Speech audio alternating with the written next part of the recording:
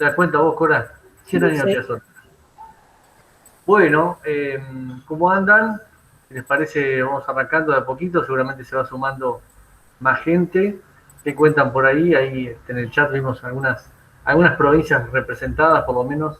No sabemos si otros países, otros planetas, pero sí otras provincias. Así que bienvenidos. Gracias, Cora, por estar acá con nosotros.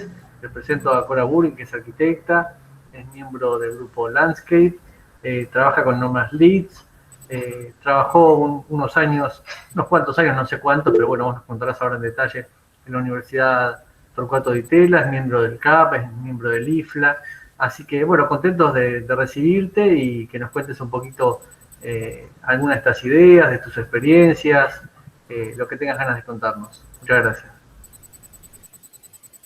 ¿Qué tal? Buenas tardes. Sí, fui directora del posgrado en Arquitectura del Paisaje en la Di Tella, o sea, creé ese posgrado. Acá dice en la diapo 2005-2015, en realidad lo creé en el 2001, año muy difícil para nuestro país. Ahí empecé a pensar, bueno, a ver qué hacer en este momento tan difícil. Vamos a diseñar un posgrado. Lo presenté en la Di Tella y empezamos en el 2002, 2003, dando unos cursos. Bueno, esto fue creciendo hasta que en el 2015 se formalizó como un programa para graduados. Paralelamente, fue la primera facultad de arquitectura acá, la Di Tella, que tenía la asignatura Arquitectura del Paisaje como una materia obligatoria dentro de su currícula, la cual también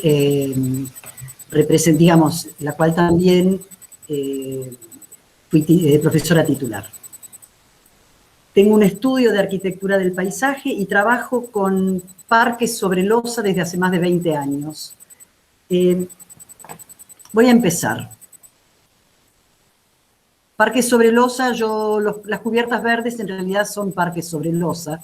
Lo que hoy se llama cubiertas verdes sería una capa muy finita y se la tiene asociada con las partes de arriba, con las azoteas de los edificios, pero no es más que un parque sobre losa. A ver, espérate que por algún motivo no me... Oh, perdón, ¿cómo vuelvo para atrás en esto? No, ahí está. Hay una flechita abajo. Ahí está, sí. Esto que ustedes ven acá es una parte del barrio de Belgrano. Todas las torres que ven alrededor tienen parques. Todos esos edificios tienen estacionamientos subterráneos que exceden el perímetro del edificio. Con lo cual, cualquiera de todos estos lugares que ustedes ven, bueno, acá donde hay casas más pequeñas quizás no, todo esto son parques sobre losa. Todo esto ahora, muchos de estos quizás en sus terrazas pueden llegar a tener parques o lo que se llama una cubierta verde, porque la cubierta que sería como la quinta fachada, ¿no? Pero todo esto que nosotros conocemos acá en Caballito, en Devoto, todas estas zonas, todo Palermo, en realidad ha dejado de ser suelo impermeable. Hoy en día son todo losas sobre la cual directamente se construyen parques, con profundidades distintas y características diferentes. Pero vamos a ir acá. La charla la dividí en 4 partes, una pequeña introducción, cubiertas verdes, proyectos LEED y ejemplos varios. Para nosotros, para mí, el paisaje es un conector. ¿Qué es un conector? Se llama conector a una palabra que une las distintas partes de un mensaje y establece una relación lógica entre las oraciones. Todo el concepto de paisaje, en realidad, estemos en la ciudad, estemos en el campo, estemos en un suburbio, nosotros nos movemos en el paisaje, que cada tanto se nos interrumpe con arquitectura. O sea, como arquitecta paisajista o como paisajistas, lo vemos al revés. Nosotros estamos en el paisaje y lo que nos interrumpe es la arquitectura. Pueden ser distintas escalas, distintos tipos de paisajes. Naturales, agrestes, más trabajados, sobre losa o sobre suelo natural. Entonces, los sistemas de parques o conectores, que pueden ser los parques urbanos, las huertas urbanas, los distintos elementos como ser el arbolado urbano, por ejemplo, esa continuidad, ese conector que nos une de una parte a otra de nuestras ciudades. El mobiliario urbano, si se repite cada tanto el mismo, por ejemplo, es un conector que nos puede decir estamos en tal ciudad o estamos en tal calle. Los bordes de ríos, de vías férreas, bordes marítimos, y lo que está vinculado a las infraestructuras. Esta es la parte que más me interesa en general, porque lo que más me interesa es la infraestructura de estos paisajes, ¿no? De cómo se construyen, cómo se hacen, para que esto realmente perdure en el tiempo y para que este paisaje sea sustentable. Disculpame, Cora, hay un ruidito de fondo, no sé si es un celular o algo que vos tengas cerca del micrófono, ¿puede ser? A ver, ¿ahora? ¿Todavía? Sí, es como un grillo, digamos, para describirlo. Upa, pero no sé qué es. No, debe ser una cosa que hace interferencia, quede tranquila, no pasa nada. No, porque, a ver, te saco una cosa más que hay por acá, pero está apagada.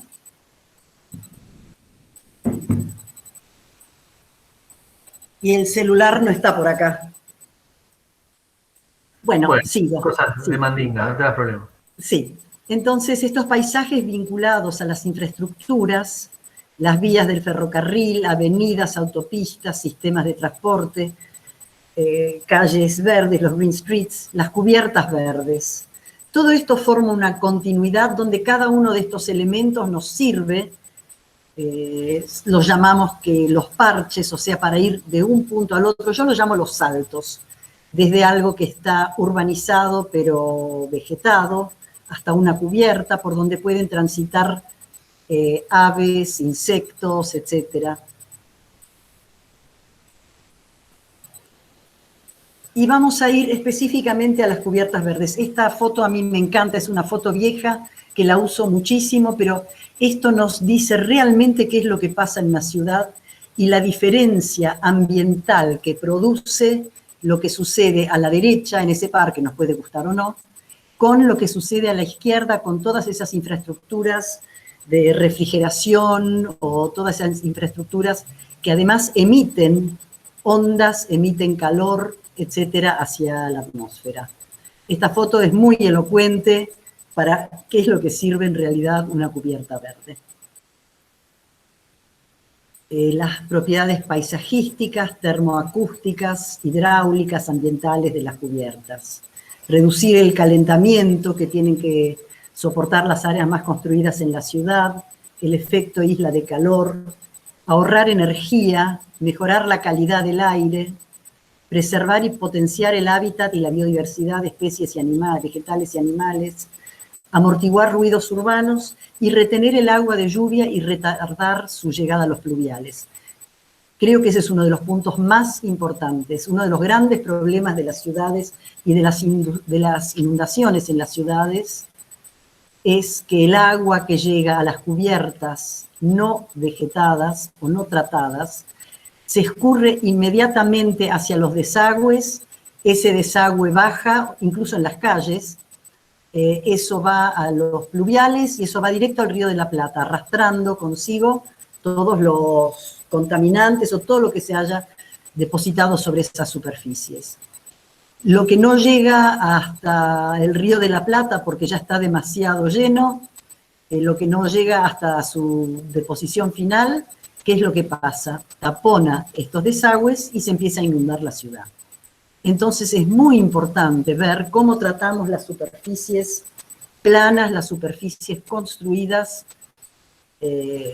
para justamente mitigar este efecto. ¿Qué factores tenemos que tener en cuenta? Acá ya vamos entrando bien en el tema. Factores a tener en cuenta en el diseño de una cubierta verde. ¿Qué nos tenemos que anticipar para el diseño de la cubierta? los accesos y accesibilidad. Me refiero, por ejemplo, si estamos en una planta baja, encima de una losa es muy fácil, quizás se descarga el camión de tierra en la puerta y un señor con una carretilla lo va llevando. Si estamos en un piso 3 es diferente, si estamos en un piso 20, la situación es totalmente diferente. Ya no descargamos un camión, descargamos un bolsón. Ese bolsón hay que llevarlo con grúas, o sea, con medios mecánicos o manual, o sea, el acceso, la forma de acceso para llegar a construir esta cubierta verde en sus distintas alturas es uno de los temas que hay que ver cuando uno empieza a diseñar. Yo no puedo diseñar una cubierta en un piso 15 si lo único que va a haber es un ascensor común y silvestre que no soporta la carga, por ejemplo, de un bolsón de 1 metro cúbico de tierra. Bueno, y así, ¿no? Esto es de las cosas directamente, digamos, de lo primero que hay que pensar cuando se hace. ¿Qué es lo que va a pasar con esto? Digamos, ¿en qué me influye? Bueno, que quizás voy a diseñar algo que lleve mucho menos sustrato, que tenga otras condiciones, porque yo tengo que pensar cómo voy a construir este diseño que preparé. La otra cosa que hay que anticiparse es la situación ambiental del lugar. No es lo mismo una planta baja que un piso 25 con sol rajante y viento. Y después el mantenimiento, qué herramientas vamos a usar, con qué frecuencia, el personal, el grado de especialización de este personal, el presupuesto. Todo esto uno lo empieza a pensar antes de decir, bueno, voy a poner tal o cual especie. Eso, les digo, en esta etapa es lo de menos.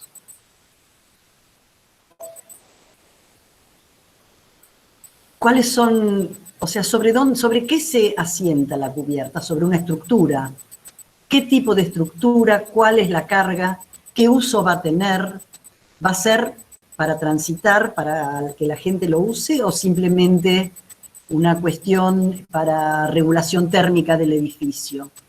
Los desagües, ¿dónde van a estar? ¿Cómo son? ¿Cómo se protege esta cubierta? Primero hay una membrana impermeabilizante, después recién viene digamos, el parque. Y después la parquización. De todas las cosas que mencionamos antes, va a defender la profundidad y tipo del sustrato, si podemos poner muretes de contención, si podemos poner senderos, el tipo de vegetación, el tipo de riego, sistema de riego si es que lo hay, etc. Yo no sé hasta dónde están interiorizados con lo que son las normas LEED. Las normas LEED son normas de certificación ambiental, hay otras, la EDGE y hay varias más. La LEED es de las que nosotros usamos acá, que es americana, Estados Unidos, perdón, no americana solo. Es específicamente de Estados Unidos, el origen. Es muy completa, es muy, o sea, hay que llenar muchísimos requisitos. Después la norma EDGE es una norma más liviana, que es más para edificios de habitación probablemente. Las normas LEED se usan mucho en edificios de oficinas que necesitan una certificación ambiental. Por ejemplo, el nuevo edificio de Coca-Cola, que está en el barrio de Saavedra, requería certificar LEED. Ese lo hicimos hace ya unos años. El nuevo edificio del Banco Galicia también requiere certificar LEED. O sea, todas estas prácticas eficientes de construcción y de paisajismo, estos edificios hoy en día requieren normas de certificación.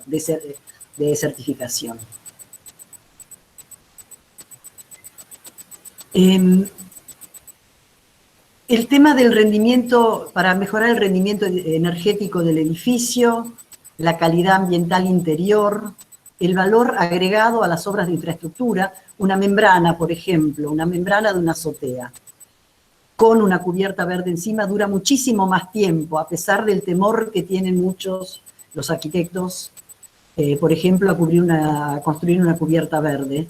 Justamente, si está bien hecho, hoy en día con los materiales que hay, se imagina que ya no podemos decir, uy, tengo miedo que filtre. Si filtra porque hay un parque arriba, es porque hicimos mal o ahorramos en una buena membrana. Entonces, o sea, se aporta valor agregado a las obras de infraestructura, se reduce el efecto isla de calor y otra vez captar, reutilizar el agua de lluvia y filtrar el agua de lluvia.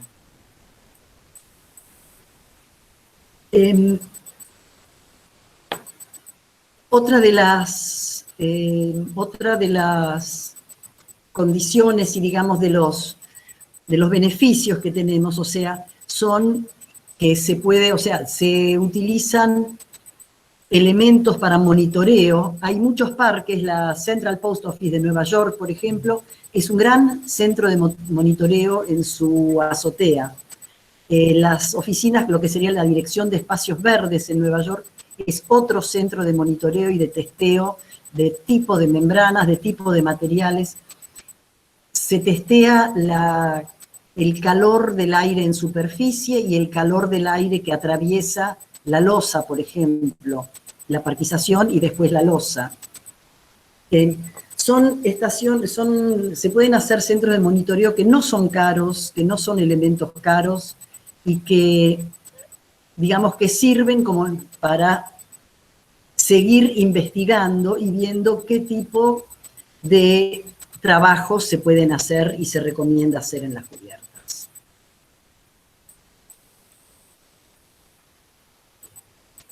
Hay muchos tipos de certificación, Gold, LEED, Silver, de acuerdo a la cantidad de créditos que uno obtiene. Voy acá a pasar muy rápidamente porque al final lo voy a decir de vuelta después de que veamos los ejemplos. Los créditos a los que nosotros accedemos en paisajismo, o sea, los que requieren de nosotros en paisajismo, es el del consumo del agua, o sea, para eso tenemos que construir un paisajismo que requiere que use poca agua.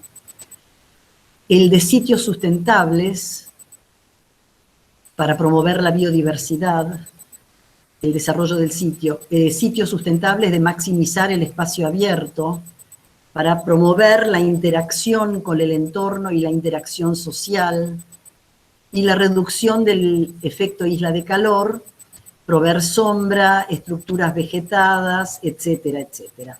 Cada uno de estos puntos, si uno trabaja y reduce en un X%, digamos, el consumo de agua, uno puede tener 1 punto, 2 puntos, LEED, etcétera. Cuando nosotros certificamos para un edificio, evidentemente hay muchísimo, o sea, la parte de paisajismo es una parte pequeña, porque entran los vidrios, las membranas, el tipo de construcción, el tipo de agua que se usa, por ejemplo, para limpieza, para sanitarios, la reflectancia, el tipo de solados, etc. O sea, así como en paisajismo nosotros tenemos estos créditos, hay muchos otros créditos que dependen de la arquitectura. Pero, ¿qué pasa? Estos créditos que puede aportar el paisajismo son, entre comillas, relativamente económicos o fáciles de lograr. Con lo cual, generalmente tratan de que hagamos un paisajismo que cumpla con todos estos créditos. Es mucho más difícil un vidrio o el tipo de grifería de los baños, por ejemplo. Es mucho más difícil conseguir esos créditos que los que aporta el paisajismo. Y después hay otra cosa importante.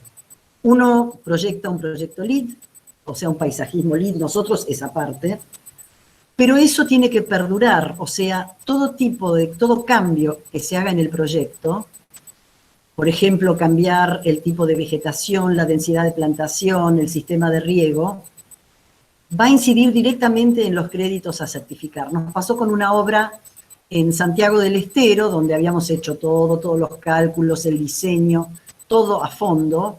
¿Y qué pasó? Cuando se terminó de construir el edificio, no sé si era el intendente o alguien del lugar que iba a habitar, digamos que iba a ocupar ese edificio, había cambiado algunas plantas por rosales, había cambiado otras plantas por césped, que es lo que más agua consume, etcétera, etcétera. Con lo cual no certificaba para estos puntos que nosotros habíamos proyectado. Entonces, ¿Qué pasó? Bueno, se podía dejar con menos puntos y en vez de certificar Gold, por ejemplo, certificar Silver, que da menos categoría, o se podía reconstruir nuestro proyecto original, que es lo que finalmente se hizo. O sea, después de terminar el proyecto y de construirlo, LEED hace una revisión.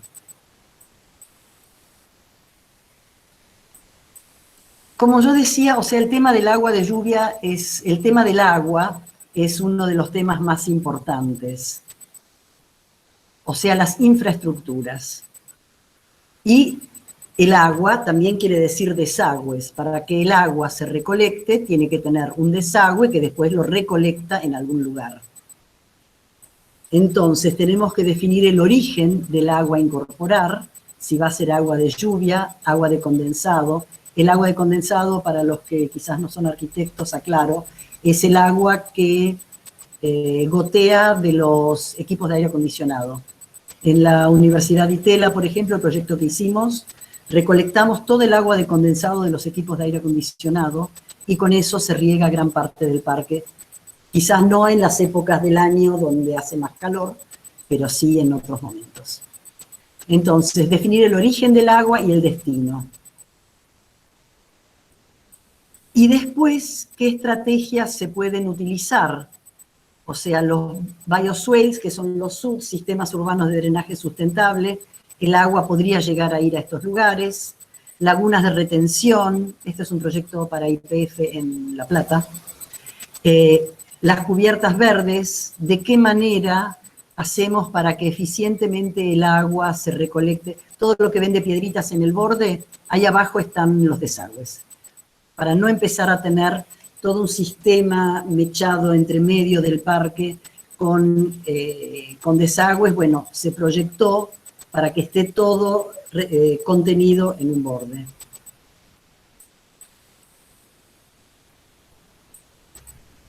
Esto sería un resumen, la cubierta verde, se junta el agua que va a un tanque de recolección, una terraza X, el agua que va a recolección, y podríamos pensar hasta que en algún bulevar o algo que esté en el frente del edificio, se recolecta también el agua que también va a este tanque. Y con este tanque se vuelve a regar. Sería un tanque de reserva para riego. Y en un momento de lluvias excesivas, este tanque también sirve para que el agua no se vaya directo a los pluviales, sino para retenerlo momentáneamente y después ir largándolo de a poco.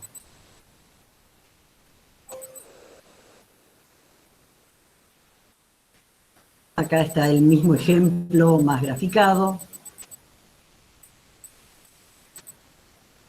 Y acá voy a un proyecto directamente. Este proyecto lo hicimos desde cero, donde pudimos participar en la construcción de las terrazas y, digamos, pudimos recomendar algunas cosas en la misma arquitectura. Ellos habían proyectado, acá va a haber una terraza y acá va a haber otra. Y después abajo hay otra parte. Bueno, ¿qué hicimos? Propusimos este camino central donde debajo están todos los desagües y los otros desagües están en el perímetro. Les voy a mostrar, o sea, aquí. Todos los desagües se concentran acá en el centro y en algunas partes del perímetro. Esto facilita muchísimo la construcción y además todos los desagües van como por caminos bien prolijamente hasta el lugar del tanque de recolección. Aquí abajo ven lo que es el camino central, con un pavimento suspendido, la vegetación en los bordes, y acá abajo está el desagüe. O sea que los desagües en la planta que está debajo en este edificio no recorren el techo por cualquier lado, sino que directamente la arquitectura sanitaria se puede diseñar en función de este detalle. Tuvimos la suerte en este proyecto de poder participar en todo esto. Muchas veces nos encontramos con una azotea donde ya están diseñados los desagües Digo incluso si uno participa desde el inicio, donde por algún motivo ya los desagües está definido por dónde van a ir y uno tiene que acomodar el diseño a esta situación, ¿no? Y en función de esto se hizo después el diseño de la parquización con vegetación de bajo requerimiento hídrico y este no es este ejemplo, perdón, me equivoqué. Esto es del Banco Galicia, que es algo parecido, que esto sería el tipo de parquización en general resultante. Pero vuelvo al de Salta, donde está dispuesto, o sea, estos son todos los informes que hacemos después para LID, donde está el tipo de vegetación, la forma de plantación. La forma de plantación al principio la van a ver rala, que es lo que le pasa en general al cliente cuando se encuentra con el parque recién terminado y va a decir, uy, ¿dónde están las plantas? O qué pelado que está. Bueno, es así porque necesitamos que consuman poca agua en un principio las plantas, que después se autorregulen y además esperar que crezcan. En muchos proyectos uno no puede hacer esto. En los proyectos LEED es imperativo, o sea, tenemos que decidir nosotros en el proyecto qué tipo de plantas y qué densidad de plantación va a haber.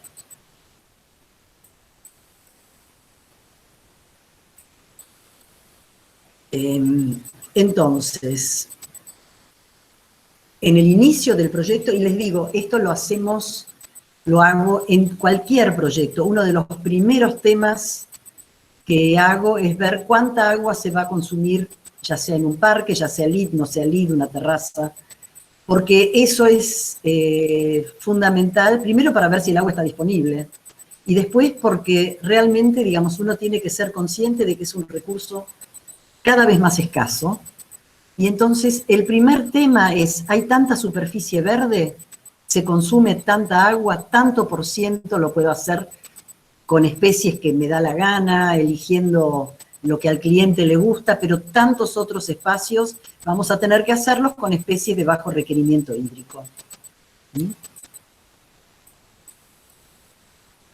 Entonces acá, para el informe LEED, vemos los datos de evapotranspiración, las precipitaciones mensuales, la superficie parquizada y las superficies de captación de agua de lluvia en superficies permeables o impermeables. El tipo de riego, el riego por goteo, por supuesto que consume menos agua que el de aspersión. El de aspersión, al ser expulsado hacia el aire, evidentemente una gran parte se evapotranspira. Ni hablar si es en una zona de una heliofanía, de una, digamos, de sol muy fuerte y de calor, evidentemente todo lo que se riegue por aspersión va a evaporarse una parte, una proporción muy importante.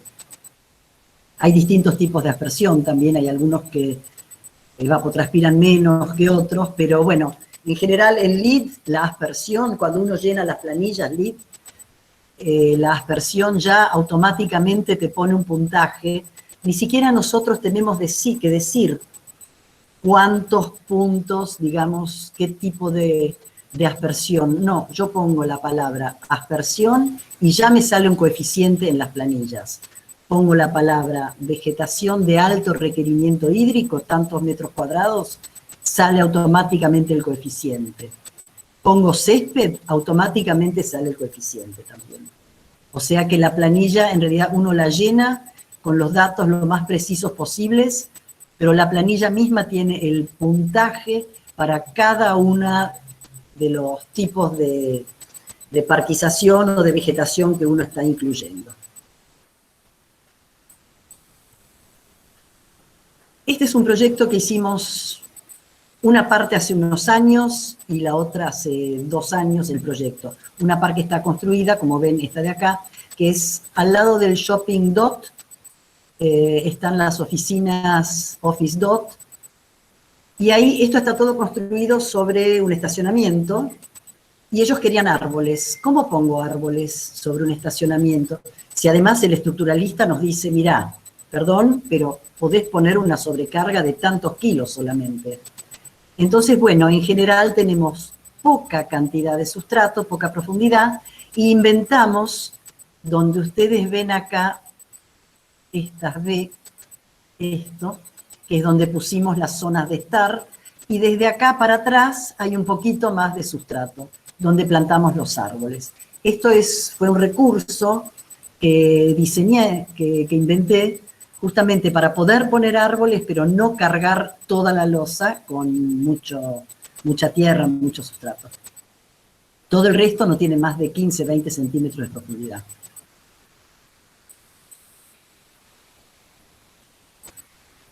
Y esta es la parte nueva, a ver, esto acá. Este de acá es el que ya está construido, y este de acá es el que se hizo el proyecto con el estudio Diegues-Friedman. Este de acá lo hicimos con Machado Silvetti, arquitectos. Y acá también pasa exactamente lo mismo. Tenemos en general en algunas partes 40 centímetros de profundidad y en otras llegamos a 70 en las partes acá centrales. Estos son como triángulos donde se sube como en una montañita en el medio del cantero para permitir la instalación de árboles. Entonces, una vez terminado el proyecto, en general, en los proyectos LEED uno va proyectando, haciendo el informe, proyectando, haciendo el informe, hasta que se llega a los créditos que nos están pidiendo, ¿no? O que nosotros decimos, mira, si haces tal, aplicás tal o cual estrategia, podés aplicar al máximo de puntos que te da el crédito, o a un punto, bueno, depende, ¿no? Entonces, en este accedimos al crédito del uso eficiente del agua y al de sitios sustentables, que es de proteger o restaurar el hábitat.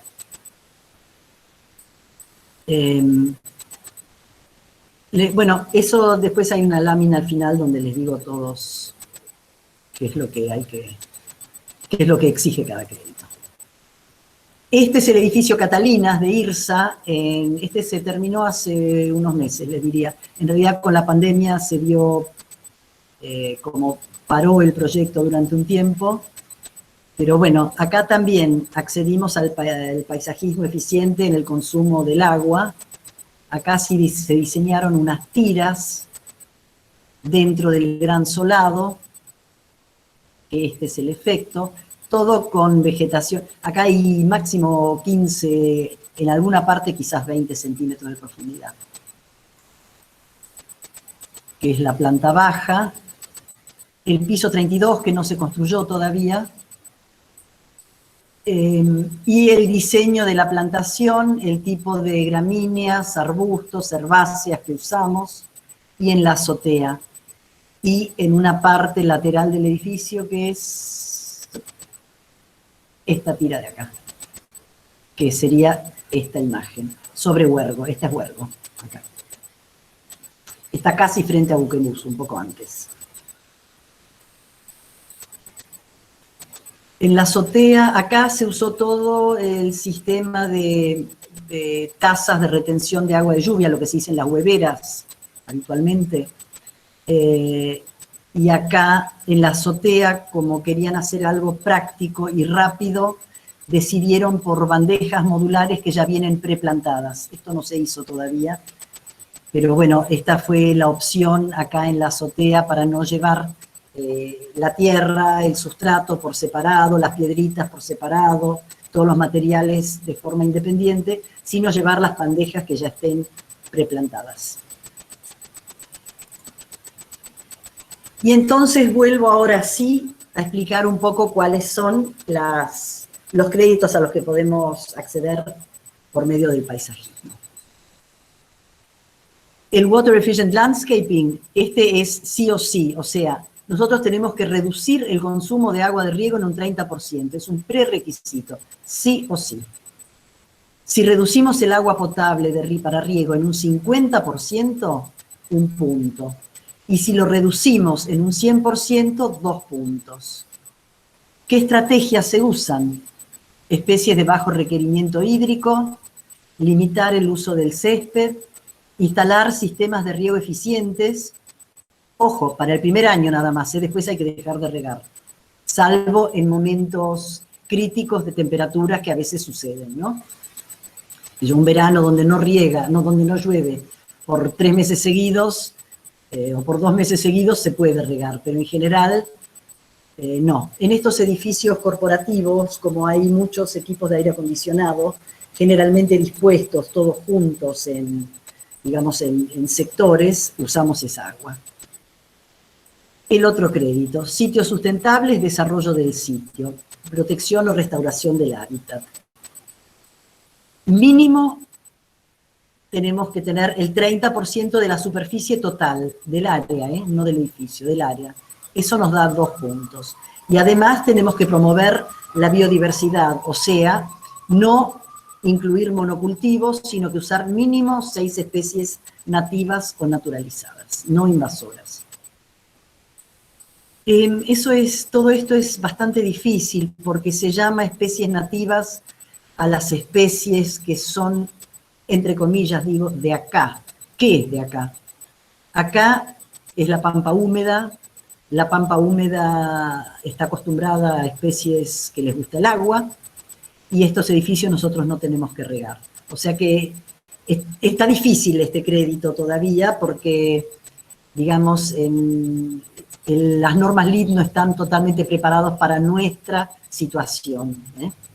Pero bueno, de todos modos uno hace todos los esfuerzos y además nos parece lógico de tratar de cumplir lo más posible con todo esto. Existe una tabla que se llama la tabla WUCOLS, W-U-C-O-L-S.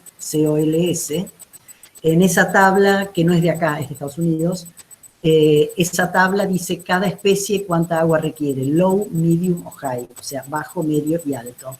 Y usamos esa tabla que es la que LEED nos permite para certificar. Desarrollo del hábitat, dijimos promover la biodiversidad. Después, sitios sustentables, maximizar el espacio abierto. El espacio abierto debe ser igual o mayor al 30% del terreno y el 25% de este espacio tiene que ser vegetado.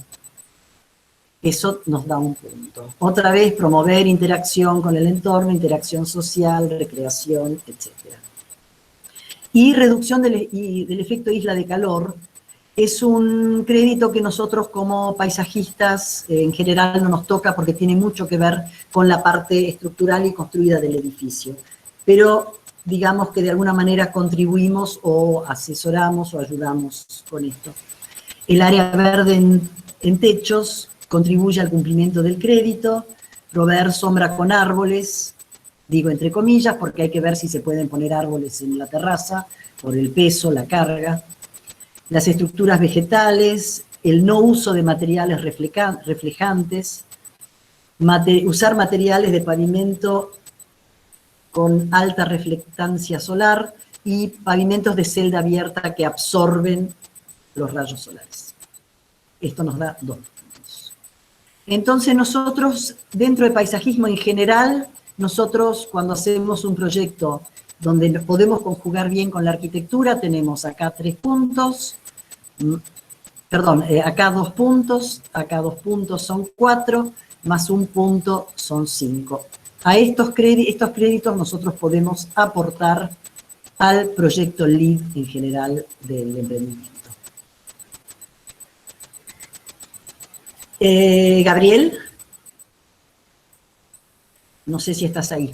Acá estamos. Sí, te digo, ¿qué tiempo hay disponible? No, lo que vos digas. Ok. Tenemos clase el jueves, así que tenemos un par de días, no hay problema. Okay. No, lo que vos digas, relajate. Bien. Y acá voy a ir a ejemplos varios, que no son LEED necesariamente, pero que, digamos, cuando diseño siempre tengo en cuenta todos estos criterios que mencioné antes, que es usar poca agua, usar materiales que no vengan de muy lejos para que los camiones no atraviesen todas largas distancias. Antes los proyectos LEED requerían que los materiales no vengan de más de 800 kilómetros de distancia. Hoy en día por algún motivo esto ya no va más. no sé exactamente cuál es el motivo, pero de todos modos tratamos de respetar este requisito, usar plantas que quieran poca agua, usar una densidad de plantación razonable, ver cómo juntamos el agua. Digamos, eso lo aplicamos en todos los proyectos. Este proyecto de la Universidad de Itela no es un proyecto LEED, se hizo en el 2015, me parece, sí. El proyecto en el 2015 se ejecutó en el 2016.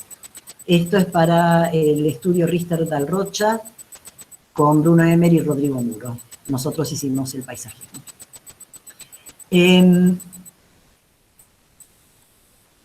Sí, ahora les voy a explicar. No sé si ven acá, o sea, estábamos diciendo dónde podemos juntar el agua, o sea, de dónde podemos sacar agua. Al ser un edificio viejo que llegaba hasta acá solamente, y se le puso todo un piso arriba para aula magna, para una cafetería, para, para oficinas de investigación, etc. Dijimos, bueno, ¿cómo se junta el agua? Era imposible, porque los desagües existentes que van por distintos lados en un edificio que ya tenía como 60, 70 años, si nosotros tocábamos esos desagües para instalar un sistema de recolección, poníamos en peligro todo el sistema de desagües del edificio. Eran de hierro fundido, cañerías muy viejas, si uno las pincha en alguna parte, lo más probable es que se resquebrajen hasta arriba. Entonces dijimos, bueno, está bien, con eso no contamos. Pero vimos que en el proyecto iba a haber una X cantidad de equipos de aire acondicionado, que son estos. Dijimos, bien, hablamos con la gente de termomecánica, ¿cuánta agua podemos juntar en las distintas épocas del año? Nos dieron la cantidad de litros y para esa cantidad de litros instalamos debajo de acá, en el piso inferior, y debajo de acá, en el piso que está inmediatamente inferior, una especie de gran termotanque de cada lado, y con esa agua se riega. Y tratamos que con esa agua nos alcance para lo más posible. Tuvimos un inconveniente, nosotros queríamos, no sé, el mouse desaparece en este aparato acá. Nosotros queríamos que todo esto, o sea, para que justamente sea eficiente esto, todo esto tenían que haber sido plantas de bajo requerimiento hídrico, pero como esta universidad no tenía un espacio exterior usable, esto se llamaría ahora el campus urbano. Este es el lugar de uso. Bueno, necesitaban que hubiera césped justamente para que la gente se pueda tirar y lo pueda usar, para que la gente se pueda sentar ahí. Entonces el proyecto lo dividimos así. Una parte, una especie de auditorio, porque, perdón, este techo es a dos aguas, porque acá abajo están las aulas que requieren mayor profundidad, acá debajo. El aula magna, etcétera. Acá hay una escalinata con bancos, es una especie de anfiteatro, donde acá adelante ya di clases alguna vez, era muy divertido, muy lindo. De este lado hicimos lo que llamamos como el patio, el jardín soft, el más blando. Acá hay un gran círculo con un banco, con esa goma, ese pavimento de goma que se usa en los parques para chicos, donde uno se puede tirar, hacer ejercicio. De hecho, no encontré la foto ahora, pero me encontré más que una vez con gente haciendo yoga o tai chi o alguna ejercitación. Y de este lado es lo que llamamos el patio hard, que es más rígido, más duro, donde acá hay unas mesas que no se ven, aquí no están en esta foto, pero digamos, de este lado se ponen mesas porque acá abajo está el restaurante. Entonces desde acá suben los alumnos, están acá afuera, sobre las mesas, pueden comer, etc. Esto era lo que era antes y esto. Cuando yo empecé a trabajar en este edificio de la Ditela, porque la Ditela antes estaba en la calle Miñones, y no recuerdo en qué año, en el 2007, algo así, se mudó acá este edificio, y a veces me tocaba dar clases por acá arriba. Dije, esta terraza es para un techo verde, o sea, sí o sí. Bueno, pasaron 2, 3 años más, lo presentamos alguna vez como la idea, pero bueno, ahí quedó porque no iban a ser hay solamente un techo verde, pero cuando vino la ampliación, el proyecto de ampliación, dijimos no, ahora sí, si se amplía todo esto tiene que ser una cubierta verde, con todos los usos que necesite la facultad, ¿no? Y la verdad que se nos dio. Esto fue, la verdad que hicimos las presentaciones, porque claro, uno de los temores era, debajo de este sector hay computadoras, hay un montón de equipamiento. Bueno, dijimos, no, hay que hacerlo bien, simplemente hay que hacerlo bien. Hay que construirlo bien, hay que diseñarlo bien. Y bueno, esto fue un placer que se nos diera la posibilidad, además, no solamente que se hiciera la cubierta verde, sino que nos tocara hacerla. Acá ven, así era antes, el edificio de abajo. Esto es lo que se montó encima. Y acá hay unas etapas de la construcción ya de la cubierta. Acá están las losas, está el hormigón. Acá se construyeron los caminos que diseñamos. Acá ven que ya está con un poco de césped. Después el sistema de riego por goteo. Y encima los panes de césped en esta parte. En las partes donde hay herbáceas o arbustos, el sistema de riego, por supuesto, está encima del sustrato, ¿no? Y acá está con el césped ya colocado. Y este sería el proyecto con las especies elegidas. Todo esto, o sea, toda la terraza tiene 15 centímetros de profundidad, menos en los bordes, que tiene 20 centímetros. En este borde, en este borde y en este borde. Todo el resto tiene 15 centímetros de profundidad solamente. Y acá hay un banco, que detrás del banco subimos el sustrato hasta el borde del banco para plantar árboles, y acá armamos dos grandes cajones que también sirven de banco y de los cuales salen los árboles. O sea que, y además acá debajo coincide, acá están las vigas, acá hay una viga, acá hay otra viga, y acá en esta parte se hizo un refuerzo en la losa. Acá está el banco circular, donde ven el banco con el sustrato que sube, y este es el banco, el gran banco, digamos, de madera, que por dentro en realidad no es más que un macetero.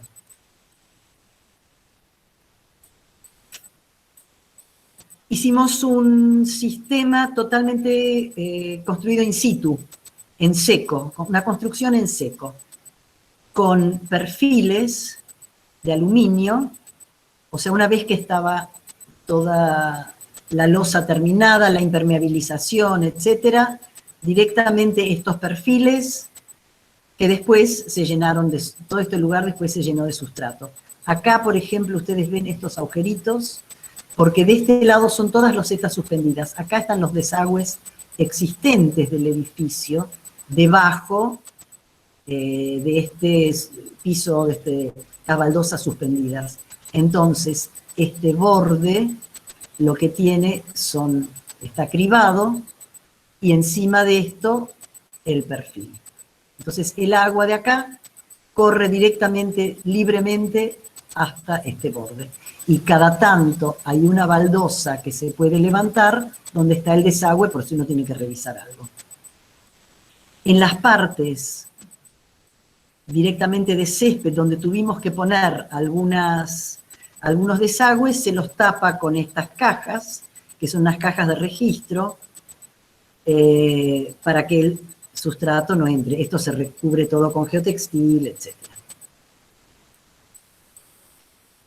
Acá usamos dos tipos de manto drenante, o sea, tenemos la losa, la impermeabilización de la losa, encima el manto drenante. Este es el sistema de tazas de retención de agua, que son estas hueveras, a las cuales enseguida se le puso encima una especie de piedritas por si había un viento muy fuerte, algo, que no salga todo volando. Y esto es para las partes planas. Y en las partes inclinadas, un geocompuesto, que no son más que 2 capas de geotextil, y entre medio esto que ustedes ven, estas alfombras de plástico muy reforzado, muy duro, digo, estos rulitos duros que se usan en como alfombras o algo. Esto en todas las partes inclinadas. O sea, usamos dos tipos de manto drenante.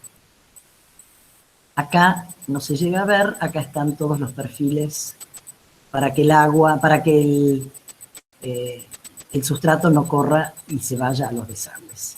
Y protegido con un geotextil. Otra parte importante que yo les decía al principio de todo son los accesos y accesibilidad. O sea, ¿cómo llega uno a una terraza? En este edificio, con una pluma, trayendo estos enormes bolsones. Y esta pluma hay que compartirla con el señor que hace las barandas y que sube barandas, el otro que está terminando una parte del edificio. O sea, es todo un trabajo de logística que hay que desarrollar y hay que estudiar de antemano. Hay que pensar. Bueno, en este edificio justamente la terraza se hizo en dos partes, primero una parte y luego la otra. La parte que se hizo primero era la que tenía más verde, entonces todas las bolsas se acumularon del otro lado, el que iba a tener menos verde, y se fueron después llevando y rellenando todos los lugares. Pero estos son tareas que llevan mucha coordinación con todos los gremios que están participando, porque como ustedes saben, en paisajismo, una vez que el edificio está listo, los arquitectos ya quieren tener el parque listo también. Bueno, no, momento. Si vas a estar poniendo andamios, si vas a estar pintando las paredes, si todavía vas a impermeabilizar una parte de la losa, no podés pedirme que ya ponga la tierra. Es imposible que rellene todo con el sustrato. Entonces, bueno, todo esto es una coordinación entre asesorías. Acá hay partes del proyecto, esto es cuando llegan las plantas, esto es lo que pasa un tiempo después, esto es romero rastrero. En cada proyecto trato de usar por lo menos 2 plantas que nunca había usado antes, con el riesgo de que, bueno, o sea, la experiencia a uno le dice seguramente va a funcionar, pero a veces no. Entonces, bueno, acá es el romero rastrero, y que me encanta y que ahora lo estoy usando, que además requiere muy poca agua. Estos son sedum y este es el romero rastrero. Y estas son otras partes. Fíjense que acá atrás hay unos formios enanos. Acá es donde hay 20 centímetros de profundidad. Todo esto hay 15. Estipa, Perovskia. Y acá sube nuevamente la profundidad hacia el banco donde hay agapantos y baúñas. Y estas son las cosas que es una maravilla, que empiezan a aparecer, que en la terraza que ustedes veían al principio seguramente no estaban, que son las mariposas, las aves.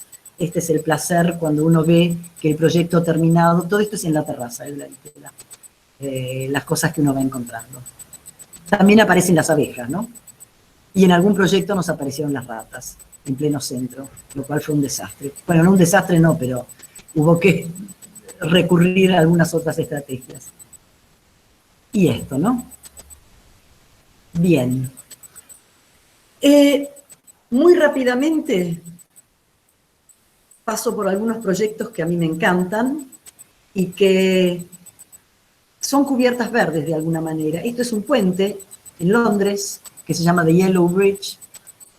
¿Por qué un puente tiene que ser seco si solamente van a pasar los peatones de un lado al otro? Bueno, este es el puente, de Yellow Bridge, con toda una parquización por arriba. Cuando uno está recorriendo el parque por acá, sigue por acá, ni se entera que está pasando por arriba de un puente y que acá abajo hay tráfico, ruido, etc. Esto tiene que ver con las infraestructuras. Esto es Madrid-Río, donde antes era toda una zona fabril, donde había todo construcciones, y por acá autopista. Bien, esta autopista se soterró toda por debajo, acá se ve donde entra por abajo, está toda por debajo y arriba es un gran parque que se une con distintos puentes que se agregaron para unir ambos lados del río. Este es otro proyecto, este proyecto es LEED, pero no sé exactamente todos los detalles. El proyecto es de Herzog de Meuron y Patrick Blanc hizo lo que es el paisajismo. Estos Son como grandes tubos de geotextil rellenos con una estructura adentro, con plantas que se riegan con agua recuperada de otras partes del edificio y de las terrazas. Esta agua gotea y riega todo lo que sobra, no se pierde, sino que riega todos los jardines estos que hay abajo. O sea que todo se usa. El agua se recolecta, el agua de esta terraza se recolecta. Bueno, hay un tanque, se lleva arriba, riega estos tubos. Esos tubos refrescan el aire, porque cuando pasa el viento por ahí, eso es muy fresco, refresca el aire, y después termina abajo en los jardines. Esto es un edificio de Vignoli, Gillespie Landscape, los proyectistas, que es el remate de un edificio modernísimo en Londres, con una terraza, no con una terraza, con un interior fantástico. Acá hay una cafetería, uno se puede tomar un Bloody Mary, se ven montones de edificios del Londres moderno, y se une la parte de abajo con todo un jardín y algo que sigue acá arriba, con este aterrazado con vegetación. Acá me encontré con algo que no me gustó, que es algo que está bastante de moda desde hace demasiados años, lamentablemente, que son enormes olivos totalmente podados y mutilados, metidos en grandes macetas. Esos olivos están por acá arriba metidos. La verdad que de solo verlos me dan pena, todos así mutilados. Y otro tiempo que fui, un año después o algo, vi que muchos de esos ni siquiera habían sobrevivido. Pensar que esos olivos los sacan de algún lugar, son olivos añejos, eso lo van a ver en varios proyectos europeos, en Estados Unidos también. Esos olivos los sacan de algún lugar para llevarlos estéticamente a un lugar que realmente no le corresponde. Son las malas prácticas del paisajismo. Este proyecto es mucho más lindo, está en Canary Wharf, en Londres también. Este proyecto es de Foster & Partners, con Gillespie nuevamente, y tiene esta gran cúpula arriba, que en parte está abierta y en parte está techada, y es un jardín maravilloso que está en la nueva City, digamos, de Londres, y realmente es un placer ir a descansar ahí, la gente lo usa mucho. Y esto es otra cubierta verde, que es el Brooklyn Navy Yard Grange, que es una huerta, que en invierno, perdón, pero voy a prender una luz.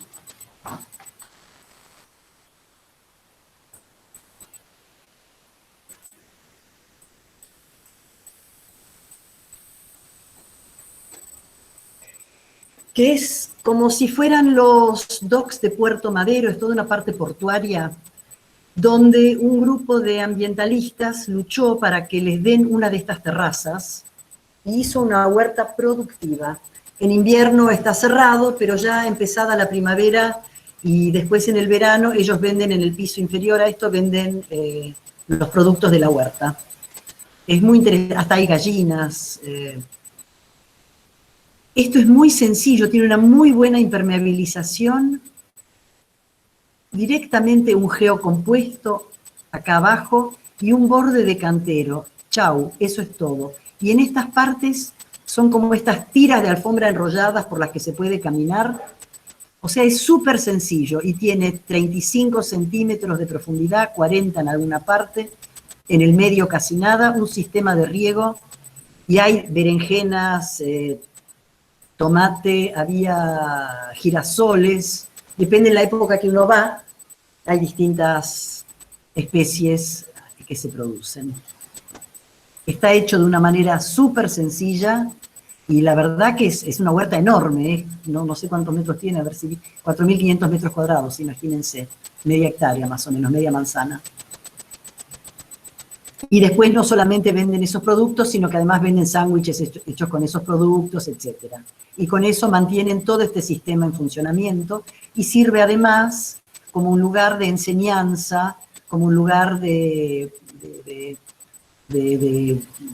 para enseñar este sistema de cómo producir en el techo.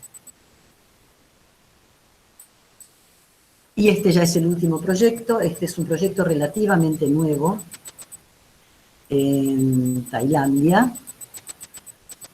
Es una universidad. Este es el nivel 0. Acá, debajo de todo esto están las aulas, todo lo que, digamos, todo lo que requiere la universidad, y el paseo por encima. Y el gran patio, esto baja un poquito. El gran patio comunal para actividades, para todo tipo de actividades. Es esto. Y tiene algo que es muy interesante, que todo esto, como está en pendiente, todo el agua que va filtrándose se junta acá abajo en un laguito. Este lago después sirve para recircular el agua, o sea, está por acá el lago, se recircula y se riega la parte de todo el parque. Acá se ve el sistema.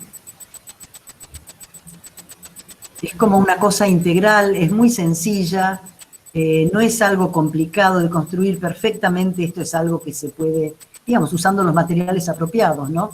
Fíjense, esta pendiente que baja un poco y esta pendiente que sube un poco permite albergar todas las aulas y todas las actividades, y se recircula el agua en un sistema digamos, que se autoalimenta. Aquí. Aquí. Y aquí. Se terminó.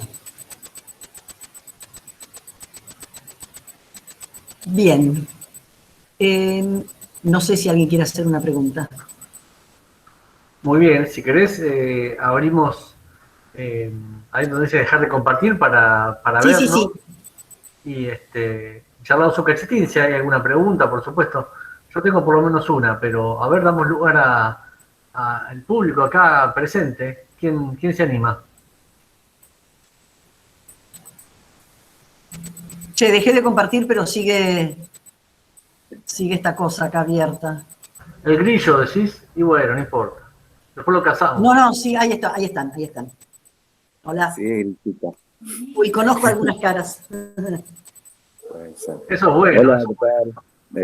Bueno, primero gracias por la charla. Hola a todos. Y me interesaba saber, más o menos, me he unido un poquito como tipo I-20, 5 y 20, no sé si lo habías dicho antes, pero más o menos a quién de estas personas que solicitan esta certificación tendrían como que presentar de cierta manera esta certificación cuando un cliente te lo pide, o si es como para, disculpa, ¿no? Está abarcando un poco el... Ahí está. O si un cliente pide esta certificación, ¿ante quién la tienen que presentar? Si es para que le den un presupuesto para algo, si tiene algo que ver con eso. Y otra cosa, me intriga saber quién en Santiago del Estero te ha dicho que has tenido que hacer cambiar las cosas. No hacer cambiar las cosas. Hicieron un edificio que querían que certifique LEED. Para que certifique LEED, tenés que cumplir con ciertos requisitos. Bien. Si después, y nosotros proyectamos de acuerdo a esos requisitos para que pueda certificar. Ahora, si cuando lo construyen, lo terminan, y después, por ejemplo, te cambian toda la vegetación, te cambian todo, y ya no cumple con los requisitos para LEED, o le sacás la certificación, o tienen que modificar las cosas que ellos cambiaron. Y en el paisajismo es muy fácil cambiarlo, ¿viste? Vos diseñás un parque, no les debe pasar muy seguido. Después, cuando llegás un año después, te sacaron unas plantas, te pusieron otras. Mirá, esta no me gusta, prefiero poner, no sé, un ágave, o prefiero poner no sé qué. Es muy fácil cambiarlo. Es más difícil cambiar una pared del edificio. Entonces, bueno, eso es lo que pasó. Tuvieron que volver, nosotros tuvimos que reproyectar de alguna manera, porque ya una vez que habían hecho esos cambios, ya no podíamos volver exactamente al proyecto original, tuvimos que adaptar lo que podíamos para que pueda certificar los puntos que ellos querían tener para llegar, no sé, me parece que era Silver Era una certificación baja, pero querían la certificación, es decir, tengo tal edificio con tal certificación. Ah. Bueno, no sé, me intriga para saber si lo pudiera ver, tal vez. No sé si es un edificio público. Es un edificio público, pero las partes interiores de los edificios públicos no lo puedes ir a ver. Ah. Es más probable que no, porque es una terraza que está arriba. A ver. Uno era el Ministerio de Educación y el otro eran 2 edificios, el otro no recuerdo. Ah, qué interesante. Sí, pero llegó el que era el capo en ese momento, no sé si el ministro, el intendente o qué, y dijo, no, a mí estas plantas no me gustan porque parece seco, a mí esto no me gusta porque en el jardín de mi casa tengo tal cosa que es mucho más linda, y agarró y al jardinero le hizo cambiar un montón de cosas, y cuando llegó la gente del LEED, la que te tiene que certificar, dijo, bueno, nos mandaron fotos y dicen, pero ustedes hicieron esto, ustedes esto, y dijimos, bueno, no, acá cambiaron tal cosa, acá, viste, Claro. bueno, eso. Ah, bien. No, me interesaba saber si, por ejemplo, si ellos necesitan para una licitación que tenga esa certificación, por ejemplo. No, vos, el que te pide, o sea, el cliente, a mí no, el cliente, si quiere certificar, yo no soy la propietaria del edificio Claro. que van a construir, o el desarrollador, o quien sea. Si ellos quieren certificar, tienen que cumplir con una serie de normas, como las normas IRAM, como cualquier norma. Si quieren certificar LEED, tienen que cumplir con una serie de normas, para lo cual se contrata a alguna de las empresas que hacen certificación LEED. El estructuralista hace su parte, el sanitarista hace otra, los de termomecánica otra, y a nosotros nos llaman para la parte de paisajismo. Bien. Que sabemos llenar todos los casilleritos. Que Claro, sabemos claro. qué plantas usar. Bien, bien. Sí. Bueno, gracias. Okay. Andrés levantó la mano prolijamente, así que le vamos a dar el micrófono. ¿Qué nos dice? Sí, hola, ¿qué tal? Hola. Una consulta te quería hacer. En el proyecto de la Universidad de Itela, me parece que había un sector que tenía árboles. Eso lo mostré antes. Quería saber qué especies forestales pusiste. Bauinias. Y... Bauinias, pezuña de vaca. Pezuña de vaca. Sí. Y ahí la altura, digamos, el porte que alcanza el árbol. Mira, con todo se está yendo bastante bien. En una parte, en la parte que yo llamo, donde estaban el patio más duro, sí. En la parte que está arriba de lo que es la gastronomía, que recibe el viento más del sur, en esa tuvimos que hacer un refuerzo para tutorar, porque, ojo, este es otro tema. Cuando uno pone árboles en una azotea, LEED o no LEED, ¿no? Eso ya no importa. Vos no podés clavarle un tutor hasta donde querés porque tenés una membrana abajo que si la pinchás te inunda todo el edificio, ¿no? Claro.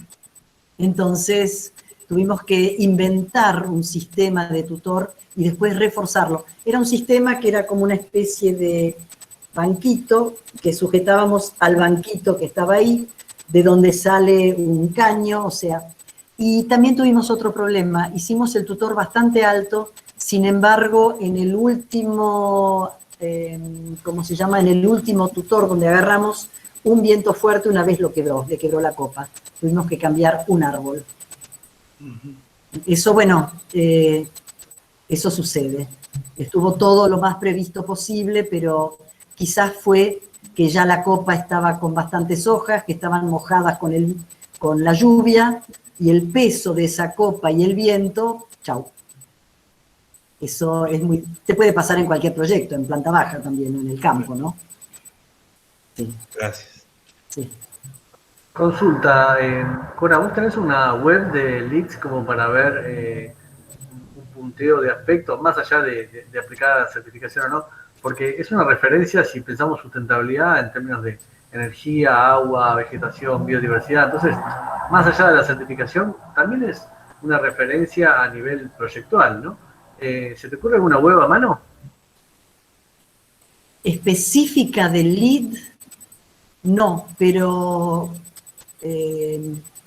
esta parte de Green Roofs Association, ahí tenés muchos proyectos LEED, O sea, muchos proyectos de techos verdes y donde te dice si el proyecto es LEED y a veces hasta tenés videos de cómo lo construyeron y están muy bien explicados. Digo, ese es cuando empiezo a googlear y digo, quiero encontrar ejemplos nuevos, a ver qué se está haciendo, eso es una buena página. Bien, no hay una página de LEED en sí mismo como institución, digamos, como entidad. No sé. Bueno, Como buscamos. siempre trabajo directamente con la gente del LEED, no, la verdad que nunca busqué. Es más, le digo algo, LEED en este momento está en la versión 4. Cuando empezamos a trabajar con LEED empezamos con la versión 2, que era un poquito más laxa. Después la versión 3 ya un poco apretando más los tornillos. Ahora la versión 4, por ejemplo, ya es exigencia reducir un 30% el consumo de agua. No es que vos decís, bueno, reduzco 50, un punto, reduzco 100, 2 puntos. No, 30% sí o sí, si no, no certifica el punto del agua. Y el punto del agua, ojo, que es un punto complejo, porque el punto del agua también se refiere a los inodoros, se refiere a las bachas, se refiere a todo, ¿no? Entonces nosotros ahí no trabajamos solos.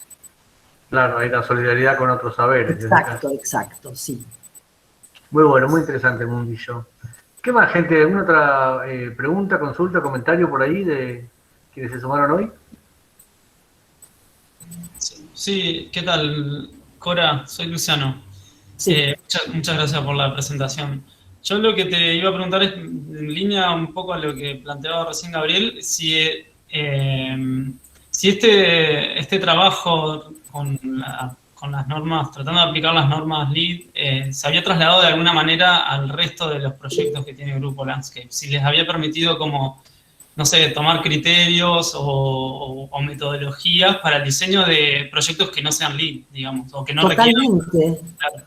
Sí. O sea, mira, el ahorro en el agua es algo que hoy en día, por eso yo no sé en qué momento entraste en la charla, pero de las primeras cosas que hago cuando me dan un proyecto es calcular la superficie verde y calcular cuánta agua voy a usar en función de ese proyecto. Ahora, por ejemplo, estamos haciendo una terraza que va a ser LEED casualmente o algo acá en la calle en Palermo, y que quieren que haya un pedacito de césped. Bueno, estoy haciendo todo el cálculo del agua que ellos pueden recolectar, o sea, trabajamos con el sanitarista, con todo, y les digo, mira, lo máximo de todo este verde que vos tenés, suponete que sean 200 metros cuadrados, lo máximo que podés tener de césped son 20 metros, se calcula todo, porque el césped les decía que es lo que más agua consume. Y después el resto lo tengo que proyectar, ¿vieron? O sea, en todo lo que uno diseña hay requerimientos. A veces es el cliente, que es un rompequinotos, a veces es un edificio que es horrible y hay que taparle una columna, y después en estos es el agua, o sea, siempre hay requerimientos. Uno no es libre para diseñar lo que se le da la gana. Y no lo veo como una restricción, ni lo veo como algo que me están castrando, ni nada por el estilo. O sea, este es el ejercicio y en función de esto voy a trabajar. También convengamos que muchas ideas de sustentabilidad son de sentido común, son de calidad, que podrían ser universales. Lamentablemente no se aplican siempre, pero lo que vos contabas, por ejemplo, de la distancia de acarreo, y la verdad que es sentido común, si vos puedes usar un material que es local o de 50 kilómetros, hay que privilegiarlo frente a uno que es de 500 o 1000 kilómetros, ¿no? Más allá del costo, aunque tengas el dinero para pagar el flete, ¿no? Sí, pero además, más que sí, es sentido común, ¿viste? Es una buena práctica, la buena práctica profesional, tanto en la arquitectura, o sea, hay arquitectos ahora dicen, ay, qué bárbaro, hay que poner una pérgola del lado norte para que el sol no te pegue rajante, no sé qué. Bueno, hay otros arquitectos que de entrada siempre pensaron que de ese lado iban a poner algo para protegerte del sol. O sea, y otro no, te pone un vidrio, ¿viste? Porque le gusta la ventana enorme, que no tenga nada que se vea. Bueno, son las buenas prácticas. Estás hablando de buena arquitectura, simplemente, tal cual. Claro, buena práctica de la arquitectura, buena práctica del paisajismo. Qué sé yo, un parque divino, pero que después el señor no lo puede, ¿viste? No lo puede mantener, ¿qué haces? Tal cual. Sí, o que es muy costoso. Después, claro. Claro, el tema de tratar con el cliente, de ver a veces cómo se le explica, ¿no? Le digo, pero vos vas a tener un jardinero 2 veces por semana, o vas a tener un jardinero 1 vez por semana. No, yo quiero tener un jardinero que venga 4 veces al año, que es cuando cambian las estaciones. Bueno, yo te voy a proyectar otra cosa, no un jardín con buxus recortados y topiario, ¿viste? Que igual no lo haría, no importa. Pero digo, como Se extremo. entiende, claro, claro. ¿Qué exigencia le imprimís al proyecto, tal cual? Sí, sí, así como calculo el agua, calculo de entrada. No le puedo preguntar muchas veces cuánta plata querés gastar, pero digamos que uno trata de ver un poquito. Y además después, bueno, a veces uno dice, mirá, si haces tal cosa que te sale un 20% más, pero tenés tales beneficios, o sea, costo-beneficio, el proyecto es parte de eso. Nosotros no somos paisajistas de poner florcitas lindas en algún lugar, no. Muy bueno eso. No se debe, no se debe. Tal cual, tal cual. Sí, Bueno, muchas gracias, Cora. La verdad, acá te llegan flores por el chat. Muchas gracias. La gente me sí. agradecida, dice que es muy interesante, agradecida por la charla muy clara. Así que, bueno, todo el mundo feliz. Queda Bueno. grabada también, así que la pueden recomendar. En vez de una serie de Netflix el fin de semana, vuelven a ver a Cora. El que llegó tarde la ve al principio, la recomiendan. Así que gracias por estar ahí. Gracias, Cora, de nuevo. Y Bueno, contacto. Hasta cualquier ok. momento. Dale, chau. Hasta luego, gracias. Buenas tardes. Gracias a Chao, todos. hasta luego. Chao. Chao, chao.